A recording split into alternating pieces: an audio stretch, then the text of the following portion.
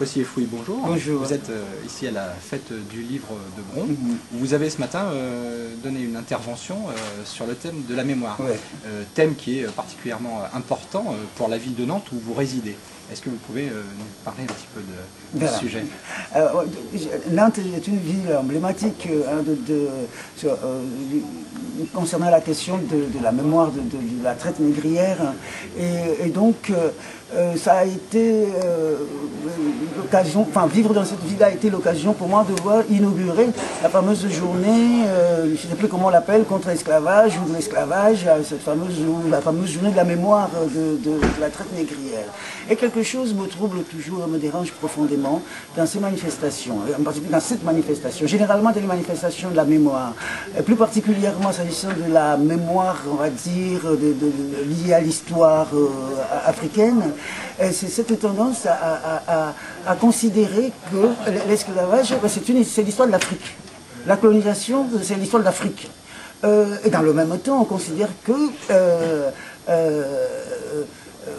enfin, l'esclavage n'aurait pas eu lieu s'il n'y avait pas eu un contact historique entre l'Europe et l'Afrique. Et donc, c'est l'histoire de l'Europe. C'est-à-dire, est-ce que l'esclavage, c'est l'histoire de l'Afrique exclusivement? Non, c'est l'histoire de l'Amérique. C'est une histoire immédiatement universelle. Je suis même étonné qu'on doive se battre pour qu'on enseigne ça dans les écoles européennes ou américaines. Je veux dire, c'est le bon sens même. Mais bon, on ne va pas faire semblant de s'étonner, on sait très bien que ce n'est pas le bon sens qui gouverne le monde. C'est des intérêts bien compris. Donc, je suis je ne suis pas en faveur de ces manifestations parce que moi ça me gêne de voir, allez, on va être brutal et provocateur, de voir des nègres dans la rue, un paquet de nègres dans la rue, et des spectateurs blancs, voilà, aux fenêtres, voilà, c'est une manifestation noire. Ben, tant que ce sera une manifestation noire, j'y participerai pas. Voilà. Si c'est une réflexion qui nous englobe tous, j'ai lu, je finirai là-dessus, j'ai lu un article récemment sur Solo dans Roman Blanc. Un article, bon, je trouvais intéressant, c'est que juste une phrase qui disait, en faisant référence au Rwanda, mon roman ne parle pas du Rwanda, mais on peut voilà, tirer le trait vers les événements concrets historiques du Rwanda. Et la journaliste dit, ce qui s'est passé au Rwanda marquera à jamais la conscience de l'Afrique. Pardon, la Shoah marque à jamais la conscience humaine. Imre Kertész dit que la Shoah est une défaite de l'homme. Bah oui, le Rwanda c'est une défaite de l'homme. L'esclavage, je pense, c'est une défaite de l'homme. Donc la question pour moi elle se pose là. Poser la question comment on défait l'homme, comment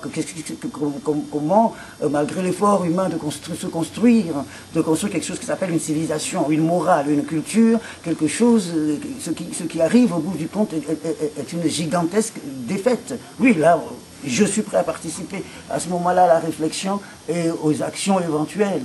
Mais je n'ai pas envie de faire le nègre dans la rue pour célébrer la journée de l'indépendance.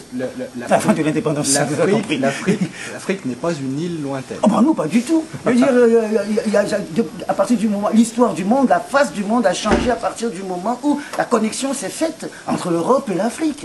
Et voilà, et c'est allé jusqu'aux Amériques, et par exemple pas des îles, sans compter la façon dont une certaine culture de la résistance parle encore au monde, à la conscience humaine tout entière. La culture de la résistance qui passe par le blues, qui passe par, je parlerai des heures de cette philosophie qu'on peut entendre dans cette musique comme une philosophie de résistance. On peut essayer maintenant, à partir du présent, de faire justement quelque part une projection sur la place et l'apport que pourraient amener les cultures traditionnelles africaines au monde de demain. Et en tant qu'écrivain, je pense que c'est un sujet qui vous touche particulièrement, absolument, puisque malheureusement, il semble que les jeunes générations soient de moins en moins attirées par le livre. toutes occupées qu'elles sont par les divers gadgets ou médias qu'on met à leur disposition. Alors, quel est votre sentiment là-dessus? C'est pas la première fois que les colifichés arriveront en Afrique, n'est-ce pas? C'est pas la première fois qu'on essaiera de corrompre les esprits avec de toutes sortes de gadgets, de colifichés. Mais je pense que il y a quelque chose qui... enfin, le livre, déjà, le livre... je crois qu'on peut poser certains actes aujourd'hui comme une façon de conserver, de mettre en conserve. Même s'il n'y a pas un grand ralliement aujourd'hui observable autour du livre, le fait d'en faire, c'est une façon d'insister. Moi, je crois beaucoup à l'insistance. Je sais qu'il y a dans l'histoire de grandes voix qui sont armées pour envahir. Et puis, il y a de petites voix. Ces petites voix, leur force est dans l'insistance, dans le retour. Mon livre s'appelle « Solo d'un revenant ». Et je crois que cette parole-là, que demande le livre, est une parole qui revient, qui insiste, qui n'arrête pas d'insister. Et c'est sa seule force. Donc moi, je participe à cette insistance-là dans l'histoire, tout en déplorant effectivement ce que vous déplorez aussi. Quelles armes face à ces médias massifs, ces médias de guerre qui s'attaquent aux jeunes cervelles les plus tendres et les plus fragiles? Moi, la seule arme que j'ai, ça reste encore, ça reste les mots. Ça reste les mots. Et je pense qu'il y a quelque chose de la liberté, que ça donne, qui est sa propre force. C'est-à-dire que si ces jeunes goûtent la qualité de ça, ça demande de l'effort. Ce n'est pas un bonbon. Je veux dire, le plaisir, c'est pas le même. On n'a pas le même plaisir à manger un bonbon qu'à grimper une montagne. Et pourtant, dans les deux cas, on peut parler de plaisir. Donc le plaisir qu'on propose, c'est un plaisir qui demande qu'on grimpe une montagne. C'est vrai que parfois on n'y va pas, souvent on n'y va pas comme ça en sifflotant. Moi je comprends ces résistances-là, mais je pense qu'il faut... Là, bon, peut-être que je vais parler politique, parce que le problème en Afrique, c'est que ces questions-là ne sont pas celles qui préoccupent les politiques. La question de la culture, la question de la transmission des outils de création, la question comment dire, donner confiance à chacun dans sa propre capacité à imaginer, n'est pas certainement ce qui préoccupe le plus les gouvernants en Afrique aujourd'hui. Donc, moi, je suis un poète qui n'a rien d'autre à agiter que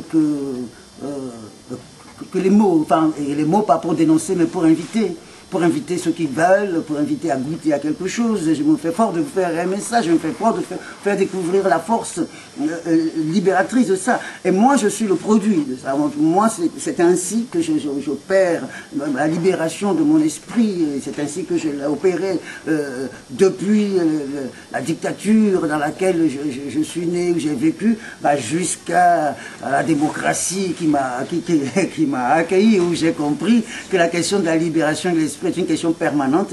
Il n'y a pas un endroit où les esprits sont libérés, où il suffit de venir s'opposer pour se sentir libre. Non, on n'a pas fini ce travail-là. Donc moi, c'est que mon témoignage qui est ma force. Voilà.